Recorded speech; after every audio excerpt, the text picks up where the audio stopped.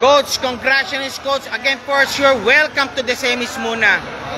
Ano muna siguro, pahinga muna kayo ng utak nyo. Then for sure, maganda na kayo pa para semis po. For sure, next week sisimula yan. And for sure, si Janice Gourmet po talaga, mga kalabong niya to for sure. It's seed number 2.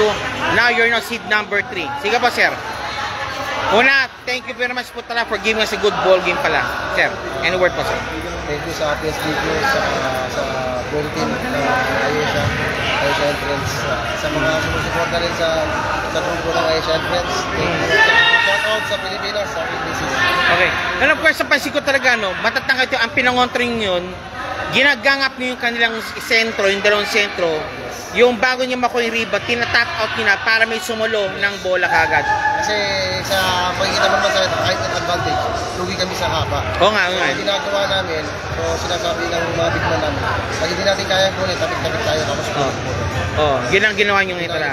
Okay, yan po si coach po ng Ayesha. Again po, ano mindset po ngayon against sa Janice Gourmet for sure? Actually, Janice is running game. Running gun din kayo. Speed first. Sa speed talagang yamado sila kasi more on guard sila. So kapag tayo yung big man nila, tumatakbo rin. More on adjustment kami sa big man. Okay. Thank you po sir. Congratulations again. Welcome to the semis po. Thank you very much. Maraming salamat po.